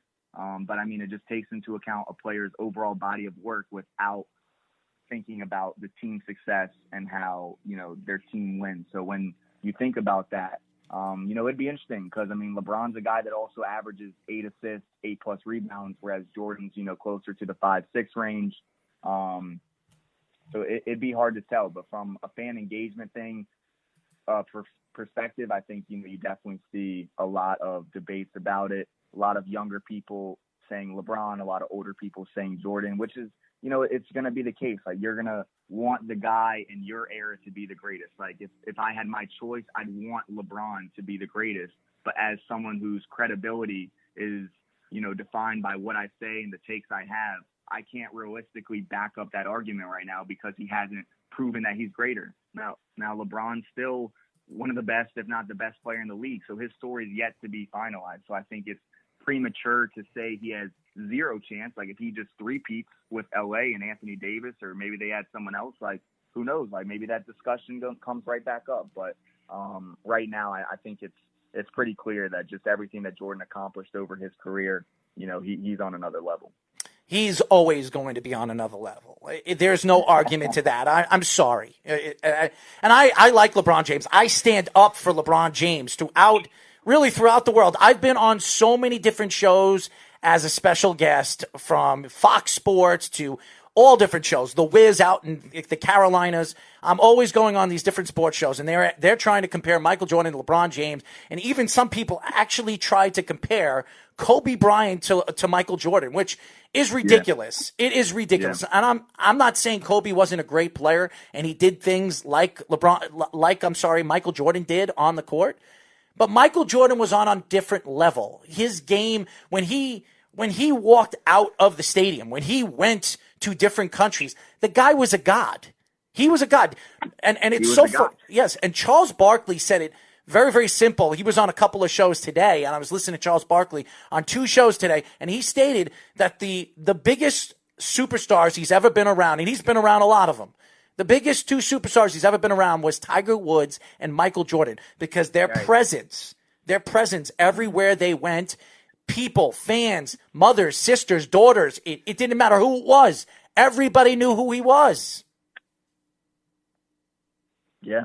No, I mean, he was literally a larger-than-life superstar and revolutionized not only basketball but sports in general. And they were talking about how the Dream Team's dominance, and Air Jordans especially, started to make basketball culturally relevant. And LeBron James has done his own thing. Like, he's made player empowerment, what it is today, and he's made, off the court endorsements and him having his own school. And, like, I'm not trying to take anything away from LeBron or any other player, but just if you look back and I just keep going to it. But, like, that's why I appreciate this documentary so much, is because out of all those arguments, debates, conversations, whatever you want to call it, now we're actually seeing the full picture, or at least more than what people thought they saw beforehand, and are able to actually understand how dominant this guy was in his era. I wrote about something in college about verbal aggression with sports fans, specifically, whether it's face-to-face or digital, where fans attack other fans for whatever reasons in different circumstances. In your opinion, and with the fan interaction numbers that you have, what do you think? What circumstances do you think those occur in the most when it comes to looking at the way aggression happens in sports? That's a good question. That's a really good question, Speedy. That really is. It's interesting. I say it all stems from fan bias. Like, if it really just all comes from, hey, I'm a Celtics fan. You talk shit about Jason Tatum. I don't like you. I'm going to verbally attack you. Or, you know, I'm a Patriots fan. You're acting like we, as I say, quote, we didn't earn 6 rings. You know, I'm going to verbally attack you. So I think it really is always about, you know, people talking about other people's teams and then them taking offense to it as if they're on the team and not necessarily seeing the bigger picture. So, like, for example, and I can bring up an example from today or yesterday, whenever it was, is we're doing this May Madness kind of bracket where we're allowing our fans or followers on Instagram, at PSO Sports, by the way, to basically predict who they think will be the greatest athlete in the 2020s. And so we have, you know, from Patrick Mahomes to Giannis all the way down.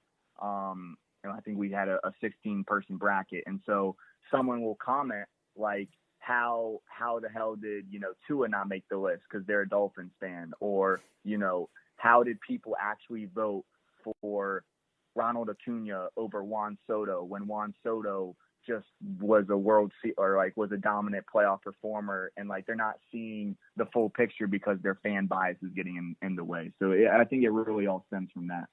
We are talking to the Pro Sports Outlook CEO, Rob Mason. I want to get into some baseball talk.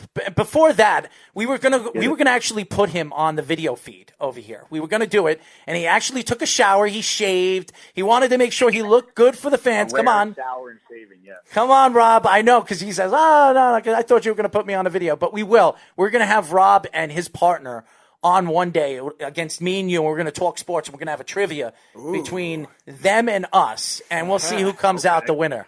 How's that sound? Interesting.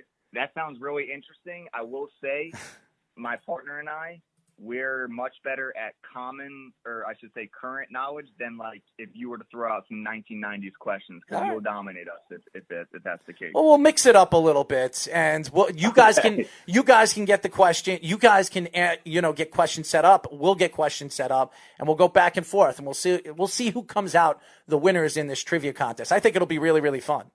I think it really would be. Yeah.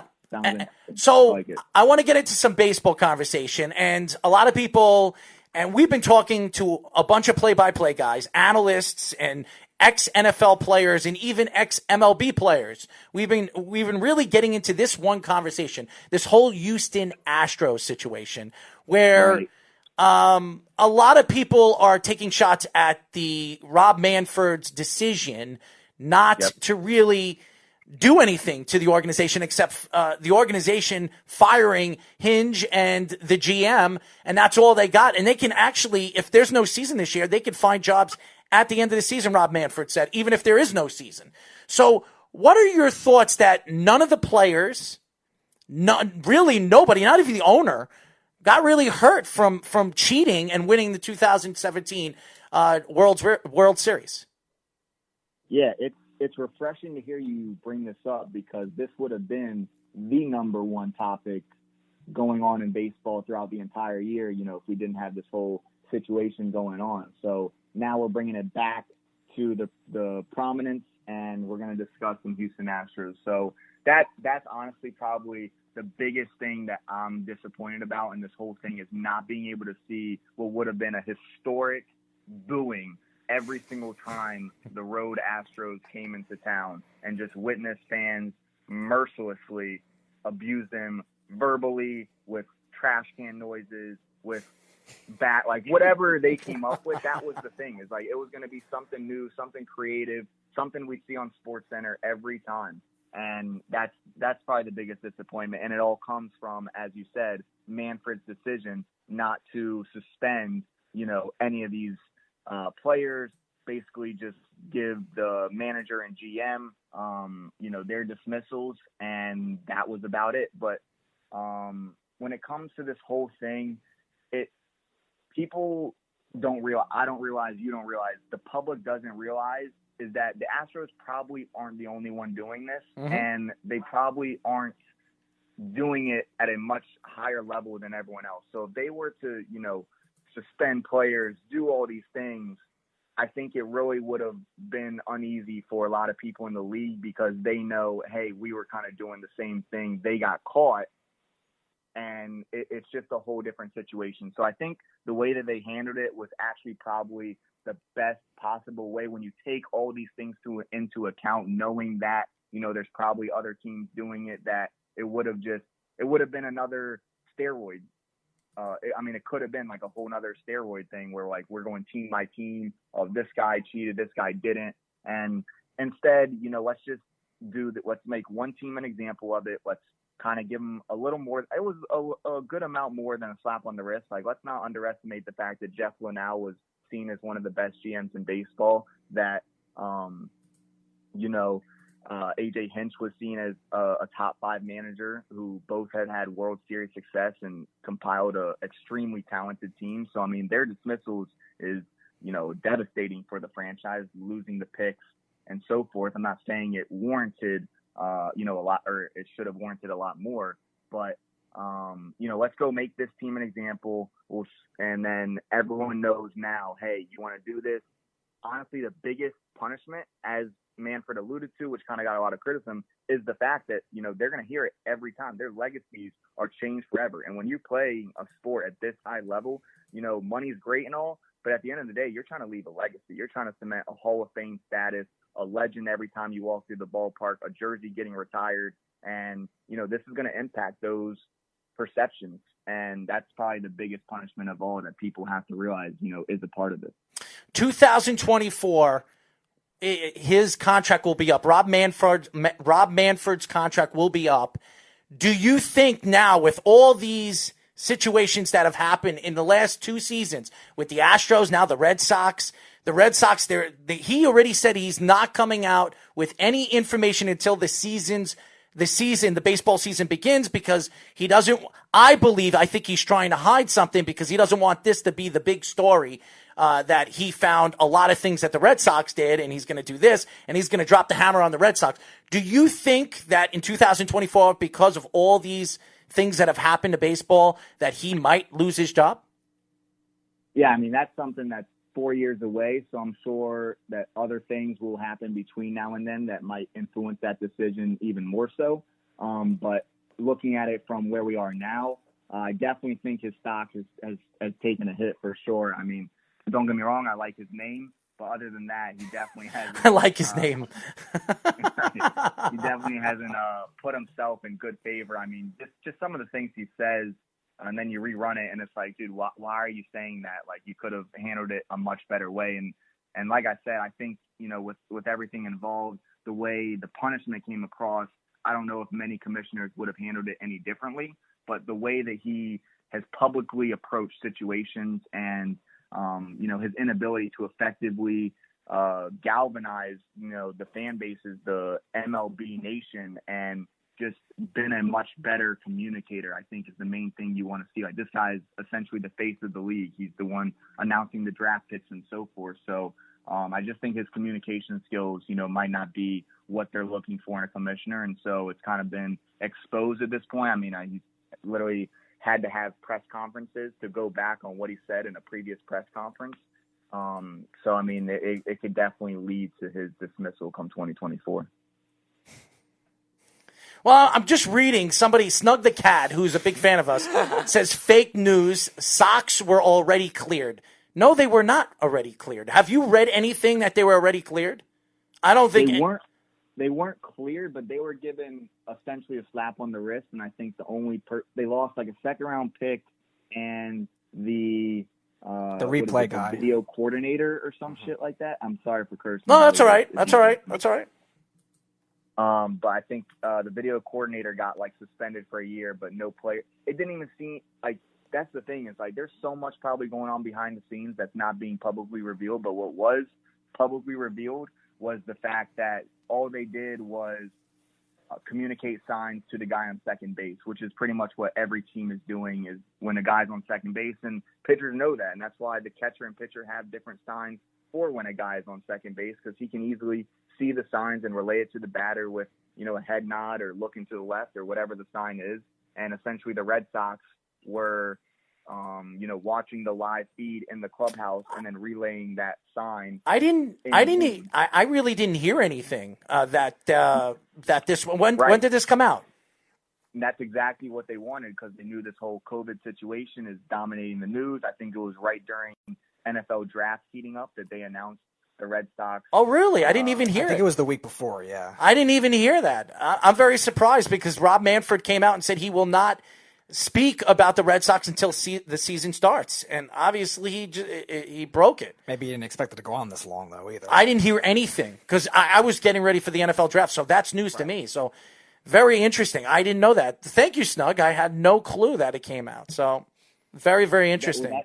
And that's exactly what they wanted is because, one, they probably downplayed what was happening, or two, really nothing of significance was really happening, and it was more, media making it a media driven than it actually was because of what happened with Houston. So what team do you root for in baseball? So I grew up rooting for various teams in baseball. It was the Red Sox, but now with I'm doing, I kind of have to focus on the bigger picture, and my credibility, reputation, and everything like that is, completely dependent on my ability to predict the champion for that year. So, for example, in baseball last year was my first year doing it. I had the Yankees winning the World Series.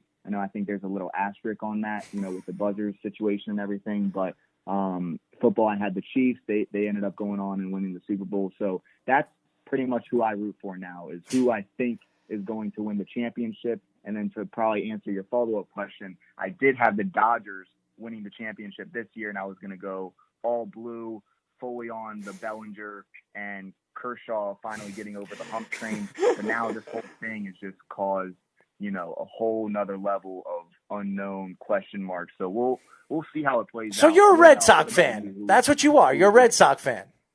I grew up a Red Sox fan. All right, so that's what you are. All right, that's good to know. That's good to know. I don't care about the Red Sox anymore.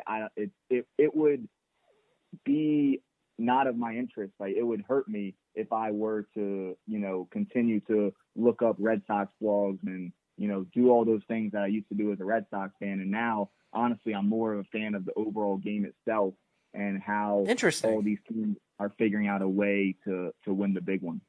Interesting. You like mixed martial arts? So I like what? Do you like mixed martial arts? MMA? MMA? Yeah. I like watching it. I can't act like I follow it or know like who's good and who's not, but like I obviously know like the bigger names. I wanted to ask you what you think about the UFC 249 being held this week with Gaethje and Ferguson, and how ridiculous and stupid Dana White is for doing this and putting on a card that's just absolutely ridiculous, and he's trying to sell a product that's absolute garbage, not only in the sports world but in the world of MMA. So that was my question to you, but obviously... Right, so with that question, I'll actually take it in another direction and say I think Dana White's a genius for putting on any sport event right now, because the world needs it. We need some sports. You need that garbage? Hitting another guy right in the face. Oh, yes. Multiple times. What a genius. I don't care if it's, a great card, a not a good card. Like I said, I'm a casual MMA fan. I'm sure over half of their audience during pay-per-views is casual fighting fans. And right now, we just want to see competition. We want to see action. So I actually commend Dana White for finding a way, buying an island, whatever he's doing to make this happen. Because no matter who he puts on the card, there's going to be more people watching that than they're probably going to watch any other MMA event that they would have. Rob, I was a fan of yours. Forget trivia. This is all you guys will be arguing about. I was a fan of yours until you mentioned and you gave your blessing to Dana White. So now, let me ask you this then. Yes. So you rather sports have no event other than these Michael Jordan documentaries from the 1990s than a garbage card? Yes. I don't want to watch a garbage card, because to me, what they've been putting out even before COVID-19 has been garbage. So I understand what you're saying. You're commending him for putting out a sport, but I'm commending him to just stay away and let sports fall together, fall into place. You being the first sport, and that's what he's trying to do. He's trying to be the centerfold of what sports should be, and everybody should follow what Dana's doing. Play sports. Yeah, don't worry about COVID-19. Give us sports back. Oh, stop it. Innovator. I don't know. I think he has a lot less risk, obviously, or MMA, I should say, has a lot less risk than, any of these team sports that need 60-plus people in the ballpark, arena, whatever it is. So, I mean, it's not even like, oh, just because MMA is back means we can be back. But yeah, I mean, like you said, he could be the example set for sports coming back. And why would any sports fan, not be in favor of that? Because me as a fan and a sports fan and an MMA fan, because I'm all stuttering right now because it just upsets me so much that you would say you commend Dana White for doing this. Listen, I think the guy has been a genius for the sport and building the sport to a world-renowned sport around the world. And he understands how to brand a product. Here's the problem that he doesn't understand. The product has gotten very dry in the last 3 or 4 years. And when it was taking over for a product that was very dry in boxing, he should have kept up with the product growing. Instead, the company was sold. He's still the president. And now he's having problems finding superstars to really drive the product. And now what he's trying to do is be the first sport that is going to have live sports because of the whole COVID-19 to try to draw the fan back to him. But really, when the fans actually watch this garbage card, they're going to be like, you know what? I hate MMA now and I hate MMA now later. This is absolute garbage. Because to me, right. To me, Rob, when you're putting something together and you're planning something, you want to make sure that it's a good product that you're putting out there, especially when it's the only product that people want to see. So you're putting on a garbage card because you think it's going to draw people. It will draw people now, and then a week later, it will not draw people because all 3 of these cards are absolutely ridiculous. I think that's a great point because I look back at horse, and I had the same perspective that I had talking about MMA, like, oh, horse, like, yeah, give us anything. We want to see some sporting event, put it on, and then you watch it, and it's these freaking like iPhone 5 cameras, and you're like, okay, this is actually garbage. And, maybe that's going to be the same thing that happens here. I think the difference is that, these fighters might not be, the most talented, most skilled, most developed or anything like that. But all people want to, I shouldn't say this. As a casual fan, all I want to see is someone hit the hell out of someone. Yeah, that's all right. Like, you could say it. Like, you could put, after this debate, you could put me and you on that screen and it'll sell tickets. And all that matters is seeing that knockout kick, that knockout punch, that knee to the temple, and it'll satisfy the viewers. Interesting. Really, really interesting. So if I actually got up right now on live radio and just beat the hell out of Speedy and just slam him on this table and just completely choke him out and say, that's all, folks. Hey, that's a good show. That's a good show. Would you buy that show? See me choking Speedy. All right, guys, that's it for our show. I would like to thank Rob Mason, the CEO of Pro Sports Outlook.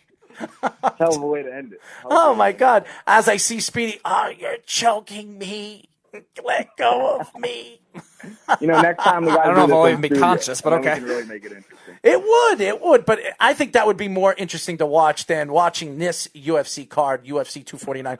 I'm serious. Clearly, you're anti-UFC 259. 249, and yes, 249. I am absolutely. You shouldn't take anything I say about fighting should go from one ear out the other. No. NBA, MLB, I got you. Fighting that's no, I wanted to bring that up because like you say, it's the only sport to be talked about now. It's the UFC, so I wanted to know your opinion because you are a sports fan and you are a numbers guy, and my numbers tell me to give me a gun and shoot me because I do not want to watch this. But then again, what do I know? I'm just an analyst, a host, and a sports guy. So what do I know, right? Here's the thing, though. At the end of the day, though, are you going to watch it? Actually, I'm not. I'm not going to. I will watch the Tony Ferguson. I will watch the Tony Ferguson and Gagey fight. I will watch that. Wherever I'll probably find, because I'm a Tony Ferguson fan. If I wasn't a Tony Ferguson fan, I wouldn't waste my time. I wouldn't. And I do I do an MMA show on this network, and it's a great MMA show, by the way, Caged in MMA. I can't sit and watch a bunch of garbage. I really can't. So that's just my opinion. Just like I think it's a little crazy when you're hearing the Miami Dolphins come out today stating that they will have fans in the stadiums, but they're only going to hold about 15 to 20,000 fans in the whole stadium when it holds about 60,000, trying to keep social distance. If you're going to do that, you might as well have no fans. That's just my opinion. This came out today? Yes. This is news to me. Yep. Interesting. Yes. That Miami is the first I know, team to speak about this. Been a possibility is people talking about, it's going to go step by step from no fans isolation, which is probably what the NBA and or MLB are going to start out with, to we're going to have 15, 20% capacity to we're selling back out again. And like, wow, so they're already coming out in May, at the beginning of May, and saying that for September. And Miami has already said that they're not holding a full stadium the whole season. So they've already the whole season. So they're already projecting December too. Yes. Yep. They said they will not. They're only going to hold a quarter that will fill the stadium. That's it. That would be easier for the Marlins. Between 15 and 20,000 people. More, knowledgeable people about the situation than what I'm reading. But I feel like this is just such a, unique circumstance that no one knows what to expect. No one knows how long this is going to play out. So to already, be accounting for December, I think it's pretty bold. That's a bold statement to make. It's crazy because I was listening to it on the radio show today, and I was like, where is this coming out? And Miami was the first team to speak out that if there's a season, they're only going to have their stadium holds 55,000 people. They're only going to hold between 15 and 20,000 for the whole season in Miami. So the fact that they're coming out and saying that now, it's not a lie. And I believe they're going to be the first team to trend it. And I think a lot of teams are going to have to follow through with it because with everything that's going on with COVID-19, you don't know if there's going to be a serum or a way to stop this right now. And even though a lot of people think that they might have a serum by September, I beg to differ. I don't think you're going to have something until next year in April or May. I think we're going to have a lot of problems because already LA, the organization, all the organizations and the governor of LA has already said that there are no sporting or music events that are going to be held in LA for the rest of the year. They're canceling them. Right. So if the Lakers and the Clippers actually have a season to come back to, they're not going to be playing in LA. Well, I think what he meant by that, or what has been taken out of context, is he means no fans are going to be watching these teams play. They can go play at the Staples Center. Right. You just won't be able to go in the Staples Center and watch them play. You can still watch them on TV. We don't even know if that's going to be realistic. I think the most realistic scenario is the whole bubble situation in Vegas or Orlando or whatever the case may be. But if they even end up doing still home road games, I don't think. I think anyone who is expecting to go watch a game in 2020 should probably have very, very strong reservations about that being a reality. It's very interesting. Rob, thank you for joining us. I'll tell you this. I want to get you on the show. I want to have a trivia contest with you Virginia boys, okay? That's where you guys are at, right, Virginia? Well, I don't know if I said this already, but I was born in New York. I just want to... Oh, look at that! I'm originally a New Yorker, but did move to Virginia at a pretty young age. So, I mean, either one is fair to say. All right. A New Yorker who's a Red Sox fan. Interesting. It's different. It's very different. Very different. Yeah, my dad got me into the Sox. He was from Boston, so that's how it originally started. Well, I feel bad for you as a son. That's all I can say. But hey, 3 championships. Yeah, you're right. On a high note too. 2018 was my last year as a fan, and they ended up winning the World His Series. last year as a fan. That was 2 years ago. And then he tried to commit to the Dodgers, thinking they go back to the World Series, and then Clayton Kershaw does his usual Clayton Kershaw. Act like you can't end being a fan. You can end being a fan just the same way you started being a fan. How do you think executives? How do you think the GM of the Yankees was a Yankees fan? No, he probably rooted for another team, and then he realized, what's best for me and what's best for my career and my aspirations is I'm going to do what's best for the Yankees. And so for me, it's the same thing. I make sure I pick the team that I believe is going to win the championship, and hopefully my 10 years, 20 years from now, the track record will speak for itself. And that's all I'm really, focused on it from a fan perspective. Well, I love that. I love that about you. I just got to know who you were, not only here, but we've had a couple of conversations on the phone, which you're a very bright guy. You're a very bright guy, and I'm looking forward to working with you. And I will tell you this. You are very knowledgeable on a lot of sports that we spoke about. I just think sometimes you're a little lost with this Dana White thing, okay? Just a little lost. Just a little. If you want to go back and just remove that segment from the show, I completely understand. I'm just kidding. We're not necessary. That was coming from a casual MMA fan perspective. I just want to see some elbows thrown, some knees, some leg kicks. Like that. I don't care who the name is or the stature, skills, etc. Like a great fan of the sport would be. Well, we're going to get you and your partner on this show. We're going to do a full show, 2-hour show. Us New York guys against you Virginia guys, and it's going to be really, really fun. And we will go back and forth banter. We'll actually maybe even get a referee, a surprise referee.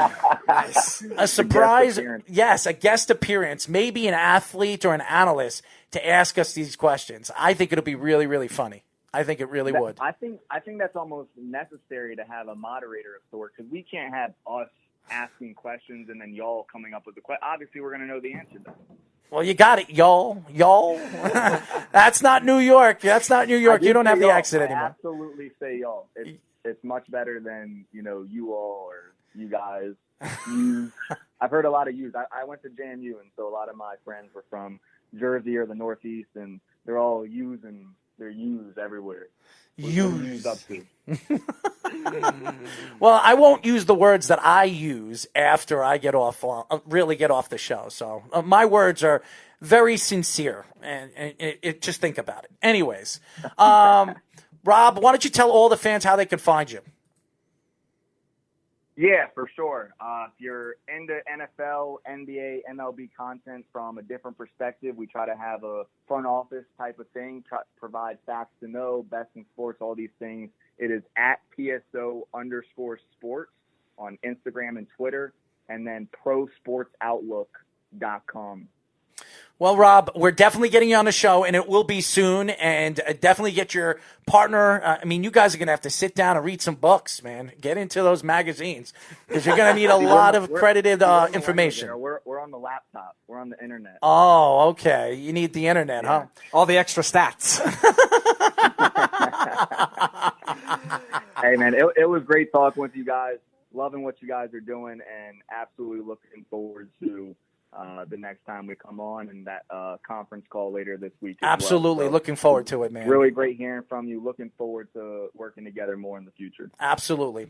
Rob Mason, the CEO of Pro Sports Outlook. Great interview. Really going back and forth banter. We're not going to go to break. I do want to get into the two stories. We might only be able to get into one today, so we'll get into the next one tomorrow. I want to get into the fact that the stadiums, and we will talk about The Last Dance tomorrow. I'll do that as my first segment of the show tomorrow before we have our first caller, and that's at 6:30, right?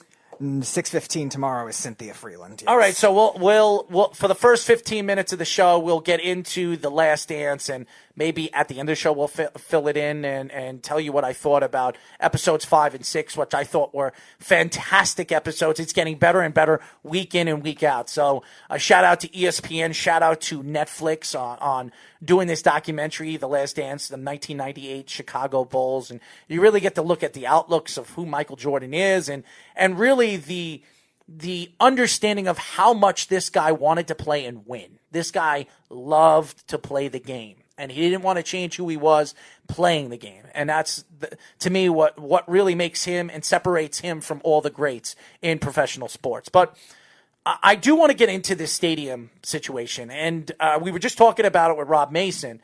And what throws me off right now about professional football and the NFL and Miami, and he said it best, why are you making decisions now in the month of May when it's like 5 months away before the season even starts?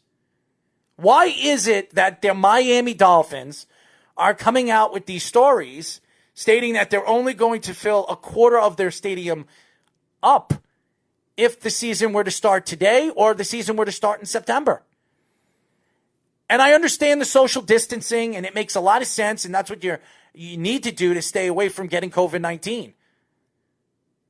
But we don't know where COVID-19 is going to be in the month of August, September, or even October when the football season starts. Now, do you think also it could be a natural maybe anticipation of what an average would be? No, they said that that's what they're going to do. I still feel like there are going to be some fans that are still skeptical of going to games because, again, football games, it's not only just the football game itself. It's also, again, tailgate experiences and pregame stuff and stuff like that. So do you think maybe just an anticipation of the average, though, too? Because, again, 15,000 is not a lot for a football stadium, like you were saying, but at the same time, it also could be what the average ends up being throughout the whole league, too. Not just maybe the Dolphins, who don't get a lot of fans anyway. No, but the Dolphins are the first team to open up their mouths. I mean, out of all the teams that should have opened their mouths are the good ones. Seattle maybe coming out with it, or the Patriots coming out and saying it, or maybe even the Buccaneers this year, because you expect them to be a good team now with Tom Brady and Gronkowski. Maybe the good teams coming out and saying, well, maybe, or Kansas City. One of these teams come out and saying something and actually living through with it.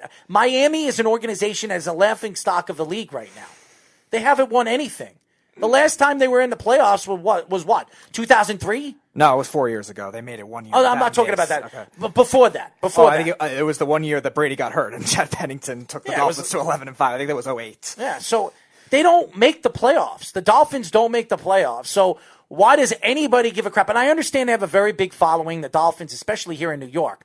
Cowboy fans, Dolphin fans, and Buffalo fans are big, not just counting the New York Giants and the New York Jets. Those are the teams out here that and the Oakland Raiders too. People love the Oakland Raiders. Right, Dolphins, Raiders, Cowboys, that they probably inherited from their dads who were fans of them when those three teams were great in the 70s and the 80s. But it throws me, it really bothers me that the fact that some of these teams, and I know you're trying to come out with a story that trying to have something to talk about with football now that the NFL draft is over, free agency is practically over, and there's really nothing to talk about for the next couple of weeks until the virtual OTAs come out, which is ridiculous. Virtual OTAs. What are you going to have, like an iPad in the middle of your backyard, and you're going to have the coaches tell you what to do? Wind sprints!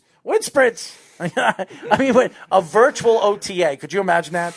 That would be really funny. It's tough. How do you even evaluate that? Because it's not like you can judge distance as well with a camera, unless they have some kind of technology to simulate the yard lines and the out of bounds markers and stuff like that too. And again, especially for a quarterback position, how do you judge like targets and precision passing and stuff too? I think it's really, really funny. Could you imagine that? Virtual OTAs. That by itself is very sellable to me. Okay, and the NFL will make millions of dollars off of it because you'll be able to go to each team's like website and actually watch their OTAs on a website. So you get to watch all these different videos that all these different players have on their iPad or their computers on their ground or their backyard or something like that. We'll have to see what the desperation it's ridiculous. Just to consume anything is at that point. You might as well not have OTAs. That's my opinion. I think this has been a real hindrance, not only in the sports world, but the world that we know it. Right now, there's over 5.5 million people that will not have jobs after this is all over. That's scary by itself. Right. Organizations falling apart. Stores not be able to stay open. Mom and pop shops will not be open after this is all over because they can't afford to keep it open now because they can't pay the rent. And now the NFL is trying to find ways for them to make money while they're not playing, or make money right now where the fan is trying to reach and reach to watch sports. As you know, Dana White, MMA. There you go, Rob. I mean, seriously. Literally before you guys thought about that, I was literally just We didn't fight. Yeah, a little bit you did. No, we didn't. Regardless, I didn't fight with him. Regardless, I was literally just about to warn him. Two things you don't do if you don't know MMA. On this show, don't praise Dana White, or don't praise Conor McGregor, or Errol will attack you. Well, I think Dana White is completely wrong. And again, I will fight this till the end. And even though that this event looks like it's going to happen, it seems like it is. I'm looking forward to it at the main event. That's all I'm going to watch. I am not watching this card. I am not wasting my breath, and I will definitely not waste my money. Guys, if you have a Fire Stick, I'll help you out because it's not worth buying this event. That's for sure. UFC 249. That's it for our show, ladies and gentlemen. Tomorrow we will get into The Last Dance with Michael Jordan. Shout out to Rob Mason for giving us some of his insight of what he thinks what was amazing about the documentary that he's watched and really who Michael Jordan really is. And the guy is so faithful to his family, so faithful to his organization, even the Chicago Bulls. He retired with the Chicago Bulls. He could have went to another team, another organization, and asked or demanded to be traded. He retired and then came back when he was a part and affiliated as an owner with the Bullets. So it's really interesting. I know Jeff wants to come. Put Jeff on for a second. We'll put him on for 1 second, and then we got to go. Jeff, what's going on, man? Dude, how pathetic are the Cowboys? Oh, my God. How pathetic are they? Well, Andy Dalton. I loved what John Daigle said. I love what he said. 3 days now I've been laughing at this. 3 days I've been laughing at this. Oh, believe me, I have too. Literally every Twitter response has been, Andy Dalton will fit right in with the Cowboys. They both choke in the playoffs. Oh, my God. How funny are the Dallas Cowboys? And their fans, you know, it's so funny. Their fans were probably like, you know, for years they were probably like, Andy Dalton, he's the worst quarterback. Now that he's on their team, he's Ginger Hercules. Ginger Hercules. The red rocket. Oh, he's unstoppable. He's going to be so great. Oh, they're a pathetic fan base. They should be ashamed of themselves. Dak Prescott stinks. And the only person they got to, you know, it's such a Cowboys move. The person that they got to replace the pathetic Dak Prescott, who they've been cheering on for years, is the second most pathetic quarterback in the league, Andy Dalton. It's such a perfect Cowboys move. It's insane. Two of Matty Cap's two favorite quarterbacks. Two of them on one team. It's perfect. Matty, who hates Andy Dalton, absolutely can't stand Andy Dalton, and he can't stand Dak Prescott. So two quarterbacks that I have to reach out to Matty and see what he says about this, because this is something that you have to laugh about, and I'm interested to see what the beef says about it. He thinks CeeDee Lamb is a bust. I wonder if he still thinks Mike McCarthy's going to be a Coach of the Year candidate with Andy Dalton at quarterback. I can tell you what the beef thinks, because I texted him and I said, ha ha ha ha ha ha ha, Andy Dalton, ha ha ha ha ha. That was my text to him. And he goes, I'm so pissed off, it's so stupid. The worst, who he says was the worst draft in all of the NFL in this year's virtual draft. Yeah, well, that's when he started texting me back after that.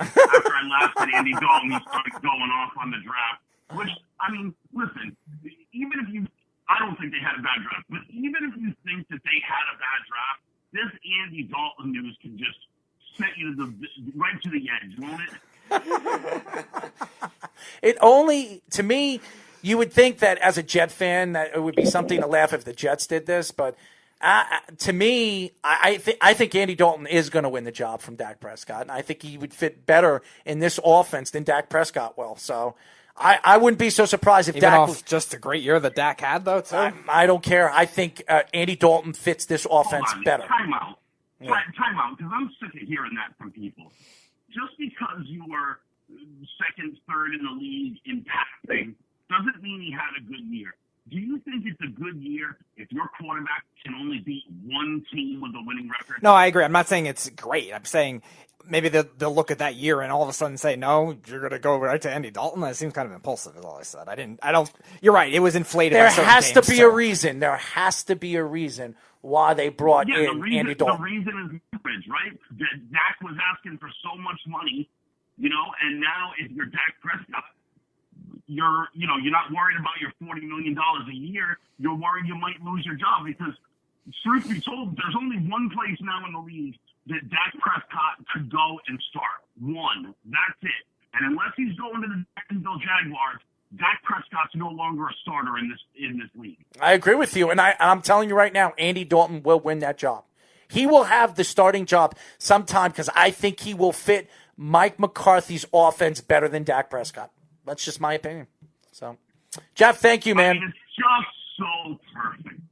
These guys just can't get out of their own way, can they?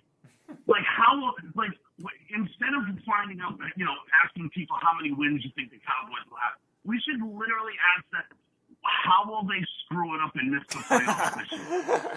Oh, God. How will they still find a way to go 8-8? What week will the wheels fall off the car and they got to make the switch and the whole thing goes to hell? Thank you, Jeff. Oh, God, I hope Steve is loving this. He's so pathetic. All their fans. All of them. Guido, he's pathetic. Oh, loving Dak Prescott. You have Fogarty. Oh, John Fogarty with his Cowboys thing. Horrific. And then the B. Dude, so many insufferable Cowboy things. Insufferable. Insufferable. I hope that they love this move. They have earned every bit of this. They're pathetic. Hashtag ban the beat. That is Jeff. Thank you. We had to bring him on again because I knew something with, as soon as I said the ginger and I brought up Andy Dalton a couple of times, he had to bring up his own thoughts to that. So that was very, very funny. Anyways, I'd like to thank John Daigle, Rotoworld NFL analyst and writer. He gave us some great insight of the NFL draft and his thoughts of the Andy Dalton situation. He gave us some great, really great information and stuff that we can post up for all the fans to check out. And I'd like to shout out and thank Rob Mason, the CEO of Pro Sports Outlook, for joining us for almost 45 minutes and giving us his insight with the draft, baseball, and even his crazy thoughts to MMA. Thank you. Thank you, Rob. Anyways, that's it for our show. We will get into Last Dance tomorrow here on Down to the Wire. Until then, this is Errol Marks, Speedy Petey, saying good night and talk to you tomorrow. Good night.